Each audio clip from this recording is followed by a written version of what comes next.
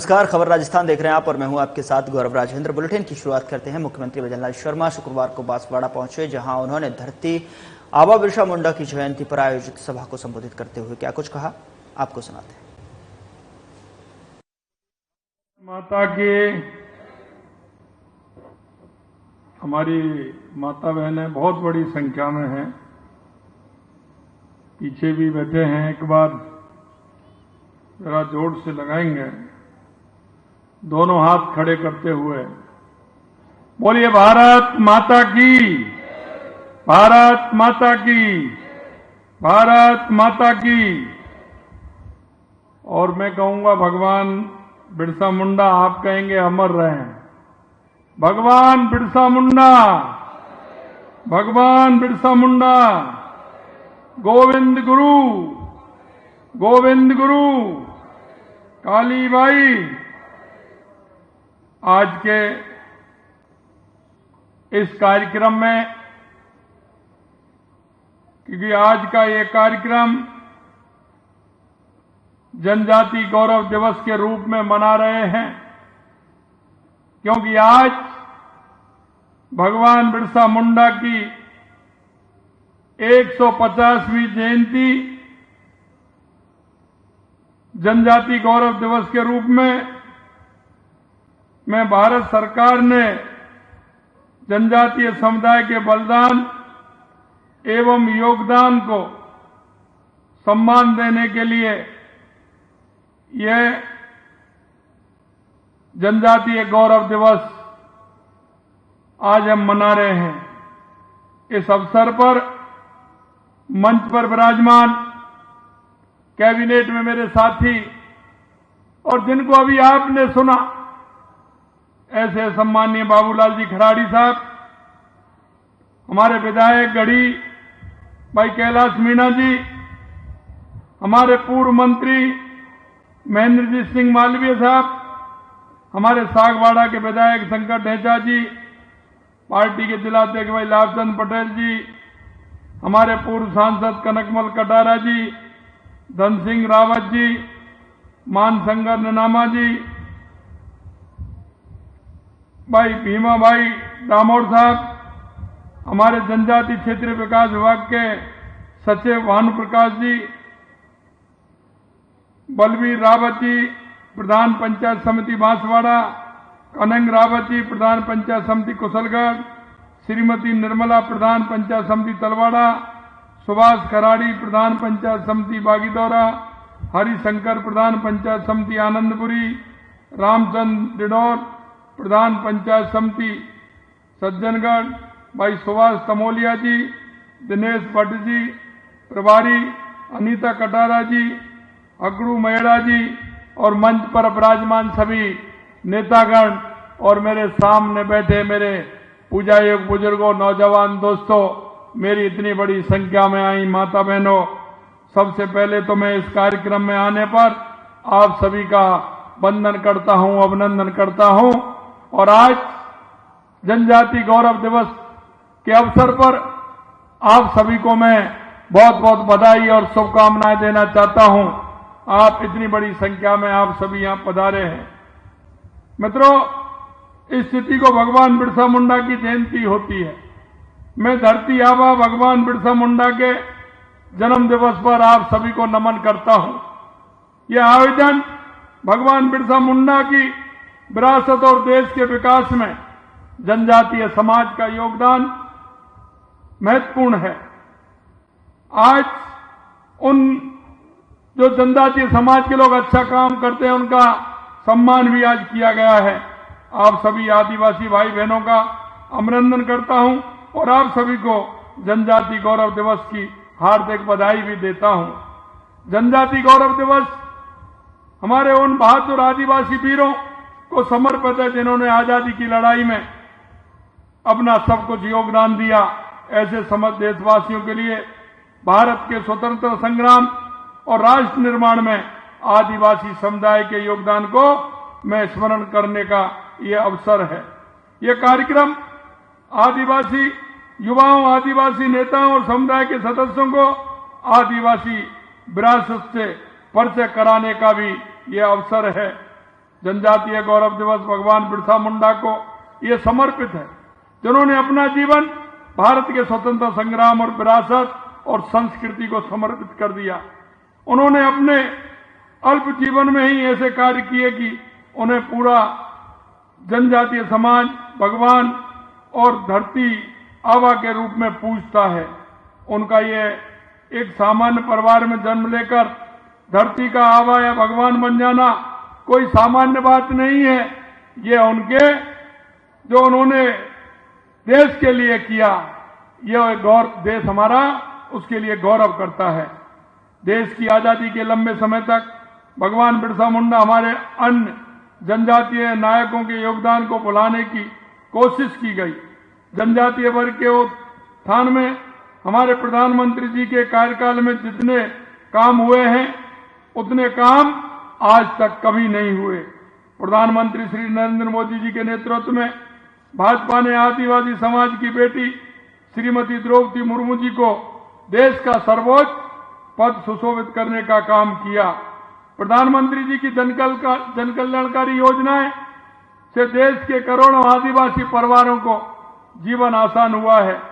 प्रधानमंत्री जी ने जनजातीय समाज के कल्याण के लिए पीएम जनजाति आदिवासी न्याय महाअभियान जनमन की शुरुआत की है। यही नहीं मेरे भाई और बहनों, इस अभियान के माध्यम से दूर दराज के क्षेत्रों, कम आबादी वाले आदिवासी समुदाय के गांव एवं बस्तियों का विकास किया जा रहा है। हाल ही में प्रधानमंत्री जी ने धरती आबा जनजातीय ग्राम उत्कर्ष अभियान शुरू किया है। इसके माध्यम से देश भर में 63,000 आदिवासी गांवों सामाजिक बुनियादी ढांचे, स्वास्थ्य, शिक्षा और आजीविका की खाई को पाटकर 5 करोड़ से अधिक जनजातीय लोगों को लाभान्वित करने का काम किया है। इस कार्यक्रम के अंतर्गत राज्य के 40 जिलों के 208 पंचायत समितियों के 6,019 गांवों में सामाजिक, आर्थिक एवं आधारभूत विकास कार्य करवाकर इन गांवों को विकसित किया जाएगा। ये अटल बिहारी वाजपेयी जी के नेतृत्व में एनडीए की ही सरकार थी जिसने आदिवासी समाज के लिए अलग से मंत्रालय बनाने का काम किया है। हमारे राजस्थान के आदिवासी वीर योद्धा राष्ट्र नायक वीर शिरोमणि महाराणा प्रताप के साथ कंधे से कंधा मिलाकर लड़े और अपनी जन्मभूमि के गौरव के लिए मर मिटे थे। ऐसे मेवाड़ के राज्य चिन्ह के रूप में राणा पूंजा भील का चित्र अंकित है। हमारी मातृभूमि की रक्षा में जनजातीय वीरों का कितना योगदान रहा, इसे लेकर 2 पंक्ति याद आती हैं। मैं कहना चाहता हूं, चित्तौड़गढ़ राष्ट्र का गौरव है, मेवाड़ वहीं वीरों की, राणा सांगा के भालों की, भीलों के तीखी तीरों की। क्योंकि ये जब गीत गाया जाता था तो चाहे वो मुगल हो या अंग्रेज हो, वो यहां से भाग जाते थे। जिस तरह से भगवान बिरसा मुंडा ने अंग्रेजों की गुलामी की बेड़ियां को तोड़ने के लिए खुद को बलिदान कर दिया, उसी तरह हमारे बागड़ अंचल में गोविंद गुरु के नेतृत्व में हमारे आदिवासी वीरों ने अंग्रेजों की गुलामी से लड़ने का काम किया।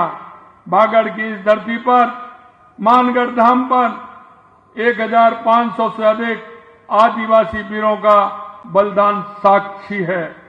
मैं पूज्य गोविंद गुरु और मानगढ़ धाम में अपने प्राणों की आहुति देने वाले ऐसे सभी आदिवासी शहीदों को मैं नमन करता हूं, उनको मैं प्रणाम करता हूं। मित्रों, मैं कहना चाहता हूं, राजस्थान में भाजपा सरकार भी आदिवासी समाज के लिए जीवन को बेहतर बनाने के लिए काम कर रही है। हम डूंगरपुर में डूंगर वरंडा और बांसवाड़ा में बांसिया चारकोट जनजातीय नायकों के स्मारकों का निर्माण करने जा रहे हैं। उदयपुर में वीर बालिका कालीबाई संग्रहालय का निर्माण करेंगे। हमने अनुसूचित जनजाति के विकास के लिए टीएसपी फंड की राशि 1,000 से बढ़ाकर के 1,500 करोड़ कर दी है। इसके अतिरिक्त जनजाति वर्ग के लिए जनजातीय क्षेत्रीय विकास विभाग द्वारा संचालित खेल अकादमियों में छात्र छात्राओं की मेज भत्ता राशि जो 2,600 रुपये थी उसको भी बढ़ा करके हमने 4,000 रुपये किया है। हम शाहबाद बारा में शहरी जनजाति के लिए तीरंदाजी व एथलेटिक्स खेल अकादमी की स्थापना भी करेंगे। जनजाति क्षेत्र में गुणात्मक शिक्षा हेतु हमारी सरकार ने 7 नवीन आश्रम छात्रावास, 1 नवीन खेल अकादमी, 3 नवीन आवासीय विद्यालयों की स्वीकृति भी प्रदान की है। दूर दराज जनजाति बस्तियों में निवासरत जनजाति छात्र छात्राओं की प्राथमिकता शिक्षा सुलभ करने हेतु 250 नवीन माहवाड़ी केंद्र स्वीकृत किए गए हैं। जनजाति युवाओं को कौशल विकास का प्रशिक्षण प्रदान किया जा रहा है। हमने वनाधिकार अधिनियम के तहत वन क्षेत्रों में निवास करने वाले आदिवासी व परंपरागत वन निवासियों के कल्याण के लिए गोविंद गुरु जनजाति क्षेत्रीय विकास योजना की घोषणा अपनी बजट घोषणा में की थी, जिसकी योजना आज जारी कर लागू की गई है। राज्य में दिनांक 15 नवंबर से 26 नवंबर तक जनजाति गौरव दिवस पखवाड़ा मनाया जा रहा है, जिसमें विभिन्न कार्यक्रम आयोजित किए जाएंगे जो आदिवासी समाज की संस्कृति और विरासत की रक्षा और संरक्षण की भावना को बढ़ावा देने का काम भी करेंगे। हमारी सरकार हमेशा जनजाति समाज की प्रगति के लिए कृतसंकल्पित रही है और आगे भी जनजातीय समाज गौरव को बढ़ाने का काम करती रहेगी। मैं आपसे इतना कहना चाहता हूं मेरे भाई और बहनों, हमारी सरकार इस बागड़ क्षेत्र के लिए, जनजाति क्षेत्र के लिए हमेशा कृतसंकल्प है। आपने देखा होगा, चाहे महाराणा प्रताप सर्किट हो, चाहे हमारा 100 करोड़ रुपए का हमारा जो धार्मिक सर्किट है उसे बनाने का हो, चाहे हमारा सीता माता अभ्यारण्य हो, त्रिपुरा सुंदरी हो, बेणेश्वर धाम हो, मानगढ़ धाम हो, इन सभी को मिलाकर के एक पर्यटन सर्किट बनाने का काम भी हमारी सरकार करेगी। हम आपको विश्वास दिलाते हैं कि बागड़ क्षेत्र के लिए हमारी सरकार, क्योंकि आपने देखा होगा जब से भारतीय जनता पार्टी की सरकार आई है, चाहे रेलवे लाइन का काम हो, चाहे हाईवे का काम हो, चाहे विद्यालयों का काम हो, चाहे हाईवे और रेलवे से जोड़ करके इस क्षेत्र को आगे बढ़ाना हो, चाहे औद्योगिक क्षेत्र में बांसवाड़ा डूंगरपुर को आगे बढ़ाना हो, मैं आपसे कहना चाहता हूं कि हमारा ये क्षेत्र आने वाले समय में बांसवाड़ा, डूंगरपुर, प्रतापगढ़, ये निश्चित रूप से हमारा क्षेत्र ऐसा है जहां बहुत संभावना है और उन संभावनाओं के साथ हमारे युवाओं को रोजगार देने का काम हमारी सरकार करेगी। और मैं आपसे कहना चाहता हूं, हमारी जो बहनें हैं, हमारे जो युवा हैं, हमारे जो किसान भाई हैं, उनके लिए हमारी सरकार कृत संकल्प है। इसलिए मैं आज इस जनजाति गौरव दिवस के अवसर पर आप सभी को विश्वास दिलाना चाहता हूं कि हमारी सरकार इस क्षेत्र के लिए किसी भी प्रकार की कोई कोर कसर नहीं छोड़ेगी। आप सभी को पुनः जनजाति गौरव दिवस के पुनः शुभकामनाएं देते हुए मैं मेरी बात को समाप्त करता हूं। आप सभी को बहुत बहुत धन्यवाद। जय हिंद, जय भारत, जय राजस्थान। बहुत बहुत धन्यवाद। उधर राजस्थान सरकार में कैबिनेट मंत्री और झोटवाड़ा से बीजेपी के लोकप्रिय विधायक कर्नल राज्यवर्धन राठौड़ ने मंगलवार को देवतुल्य जनता और कार्यकर्ताओं से मुलाकात की और कुशलक्षेम जाना। कर्नल राज्यवर्धन राठौड़ ने जनसंवाद कर सम्मानित जनता की समस्याएं सुनी और समाधान के लिए आश्वस्त किया। और बता दें आपको कि कर्नल राज्यवर्धन राठौड़ ने जनता से झोटवाड़ा विधानसभा के विकास के संबंध में विस्तार से चर्चा भी की। कर्नल राज्यवर्धन राठौड़ ने कहा कि प्रधानमंत्री नरेंद्र मोदी ने 2047 तक भारत को विकसित राष्ट्र बनाने का सपना देखा है। जन जन के विकास से ही झोटवाड़ा व प्रदेश का विकास संभव है। बीजेपी की डबल इंजन वाली सरकार प्रदेश के समग्र विकास के लिए संकल्पित है।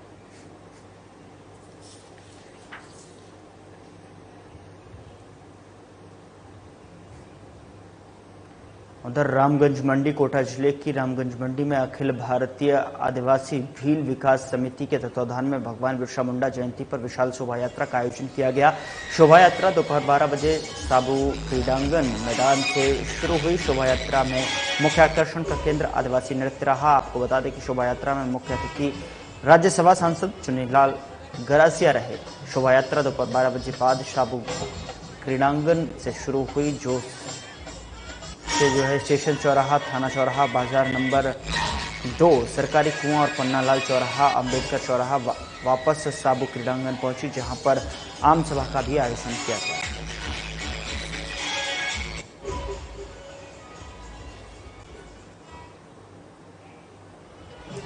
शोभा यात्रा में तमाम लोग जो है अपने रंगारंग कार्यक्रम के तौर पर जो है यहाँ पर सांस्कृतिक कार्यक्रम पेश किए और नृत्य भी करते हुए यहाँ पर आदिवासी दिखाई दिए। तो ये आप देख सकते हैं कि किस तरीके से आदिवासी नृत्य का इस पूरे शोभा यात्रा में आकर्षण का केंद्र रहा।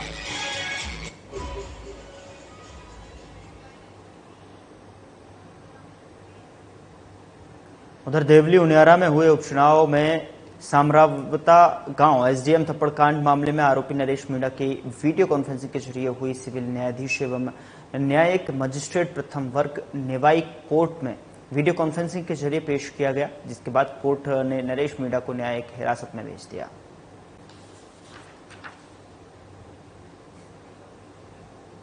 मीणा को आज पेश करना था। एफआईआर नंबर 166/24 नगर फोर्ट की एफआईआर थी, उसमें पेश करना था। सुबह 11 बजे उनको गिरफ्तार किया था। 11 बजे से उनके वकील के रूप में यहाँ उपस्थित थे। लगातार कहते रहे पेश करेंगे, पर उनको पेश नहीं किया, वीसी से पेश किया है।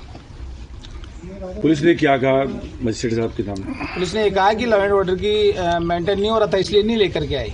हमने कहा था कि नरेश जी के साथ मारपीट हुई है और उनको रख करके उनको पिटवाया जा रहा है, उनको टॉर्चर कर रहे हैं, उनको मानसिक प्रताड़ना दे रहे हैं और उनको फिजिकल रूप से उपस्थित किया जाए, परंतु पुलिस हठधर्मिता के चल के उनको पेश नहीं की। हमने कोर्ट से प्रेयर भी किए कि अब फिजिकल रूप से उपस्थित करना चाहिए। तो कोर्ट ने क्या कराया अभी आदेश? कोर्ट ने ये कहा कि फाइल मंगवा ली है और फाइल दे करके उनका मेडिकल करवाना, टॉर्चर करते हुए उन्हें सुरक्षा दी जाए और जो है पुलिस पर भी हमको शक है कि उधर टोंक जिले के देवली उनियारा विधानसभा क्षेत्र के समरावता गांव में 13 नवंबर की रात निर्दलीय प्रत्याशी नरेश मीणा के समर्थकों और पुलिस के बीच विवाद हो गया था। इसके बाद यहां पथराव और आगजनी की घटना हुई। इस पूरे विवाद के बाद अब गांव में सन्नाटा पसरा नजर आ रहा है।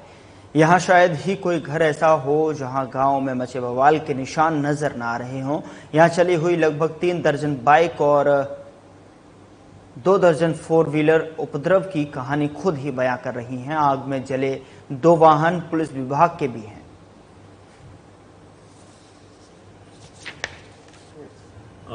13 तारीख को समरावता में जो घटना हुई है उसके बारे में नए तथ्य मीडिया के माध्यम से सामने आ रहे हैं और आप सभी ने देखा होगा कि जो एरिया मजिस्ट्रेट साहब थे, एसडीएम साहब अमित चौधरी जी, उन्होंने ये बयान दिया है, ये स्वीकार किया है कि उनको वहां डीईओ ने भेजा था वोट डलवाने के लिए। अब ये बात वो स्वयं स्वीकार कर रहे हैं। इसके अलावा वो पुलिस के ऊपर भी आरोप लगा रहे हैं कि पुलिस की नाकामी थी पूरी व्यवस्था को वहां संभालने में। ये 2 चीजें बिल्कुल स्पष्ट है कि पुलिस के बीच में और एरिया मजिस्ट्रेट के बीच में कोई कोऑर्डिनेशन नहीं था। एक बात मैं और स्पष्ट कर दूं कि एरिया मजिस्ट्रेट का जो जिम्मेदारी है वो केवल लॉ एंड ऑर्डर, कानून और व्यवस्था बनाने के लिए एरिया मजिस्ट्रेट नॉर्मली नियुक्त किए जाते हैं। उनका काम चुनाव प्रक्रिया में दखल देना, वोट डलवाना और जबरदस्ती वोट डलवाना और ये कहना कि मेरे को डीईओ ने आदेश दिया था, ये बिल्कुल गैरकानूनी था, चुनाव प्रक्रिया के बिल्कुल खिलाफ था, चुनाव कानूनों के बिल्कुल खिलाफ था। वोट डलवाने का काम वहाँ पोलिंग पार्टी करती है, जिसका मुखिया वहाँ का प्रिजाइडिंग ऑफिसर होता है, फर्स्ट पोलिंग ऑफिसर होता है, सेकंड पोलिंग ऑफिसर होता है, थर्ड पोलिंग ऑफिसर होता है। उनको मदद करने के लिए वहाँ बीएलओ होता है, बूथ लेवल ऑफिसर। उनका शायद वहाँ भेजने का और वहाँ आने का जो काम था वो ये था कि वहाँ की जनता की जो मांग थी, उस गांव के लोगों की मांग थी, उनको उसको सुनना और वहाँ कलेक्टर साहब को बुलाना और उनकी बातों को कलेक्टर साहब तक पहुंचाना। लेकिन वो काम ना करके उन्होंने वो इलीगल काम किया जो उनके कार्य क्षेत्र में नहीं आता था। इसलिए स्थिति वहाँ बिगड़ी और ये पूरे प्रकरण के लिए ये उनका रवैया इलीगल और गैरकानूनी उनका ये काम ही पूरी घटना के लिए जिम्मेदार है। बाद में जो कुछ हुआ गांव में, जिस तरह की दर्दनाक घटनाएं हुई और पुलिस ने रात में लोगों को जाके पीटा, औरतों को पीटा, बच्चों को पीटा, उनकी संपत्ति को जला दिया गया, ये बहुत ही दुखद घटना है। उनको पूरा मुआवजा मिले और न्यायिक जांच पूरे मामले की होनी चाहिए, जिससे कि लोगों को सच्चाई लोगों के सामने।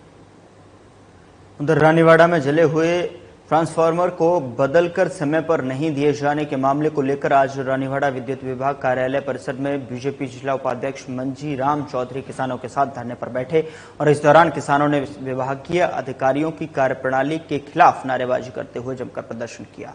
वहीं बीजेपी जिला उपाध्यक्ष मंजी राम चौधरी ने बताया कि सरकार ने 72 घंटे में किसानों के जले हुए ट्रांसफार्मर को बदलने के आदेश दे रखे हैं। इसके बावजूद ट्रांसफार्मर समय पर नहीं दिया जा रहा है। ऐसे में रबी सीजन में किसानों को सिंचाई के लिए भारी परेशानियों का सामना करना पड़ रहा है। जो आदमी इस प्रकार की पीड़ा हुई कि एक महीने से जिस काश्तकार को अभी रबी की पूरी फसल चल रही है, 1.5 महीने से जिसके पास में ट्रांसमीटर नहीं है, उसकी फसल की क्या स्थिति होगी। मतलब इस प्रकार का ये पूरा इस प्रकार का यह इन्होंने षड्यंत्र रच रखा है। और इनके पास में जिनके पास में हाई क्वालिटी के टेलीफोन नंबर आते हैं या हाई प्रोफाइल जिनका पास में फोन आता है उनको ट्रांसमीटर दिया जाता है, और जिसके पास में कोई सिफारिश नहीं है उसको कोई ट्रांसफार्मर दिया जाए। ये अभी कोहली साहब बैठे हैं, इनका 1 से 1.5 महीना हो गया और इनके पास में कोई टेलीफोन नहीं, तो इनको ट्रांसमीटर नहीं दिया जा रहा है। तो ये एक नाइंसाफी है और ये कर्मचारियों को देखना पड़ेगा। बाकी इन कर्मचारियों को इनके खिलाफ सारे काश्तकार आने वाले समय में इनके खिलाफ बैठेंगे। मैं तो यही कहना चाहूंगा, अभी टेलीफोन इनका लगा है, वो भी यहाँ कैमरा वाला आने के बाद किसी ने यहाँ के कर्मचारी ने मैसेज दिया होगा, बाकी फोन उठाने के लिए तैयार नहीं। मतलब एक इससे ज्यादा कोई नाइंसाफी हो नहीं सकती। इस व्यवस्था के जिम्मेदार कौन है? अब इस व्यवस्था के जिम्मेदार यहाँ के कर्मचारी हैं। ये अगर यहाँ से मतलब एक लिस्टेड ब्रांड है जिनका भी ट्रांसफर, किसानों को कोई एतराज नहीं है। अगर वो 10 दिन से दे रहे हैं, 15 दिन से दे रहे हैं, ले जाने के लिए तैयार है, लेकिन कम से कम उनको नंबर से तो दें जिनका जिस तारीख में जमा हुआ है उस तारीख के हिसाब से। उधर हरसौरा थाना पुलिस ने बड़ी कार्रवाई करते हुए आर्म्स एक्ट के तहत आरोपी को अवैध हथियार के साथ में गिरफ्तार किया है। दरअसल आपको बता दें कि थाना अधिकारी प्रदीप यादव के नेतृत्व में मरोड़ी स्थित विशाल सिटी के पास जंगल में आरोपी रामनिवास उर्फ रामू गुर्जर खेड़ा की डांडी को अवैध हथियार पिस्टल के साथ में गिरफ्तार किया है। हरसौरा थाना पुलिस की लगातार संदिग्ध अपराधियों की धरपकड़ कर रही है।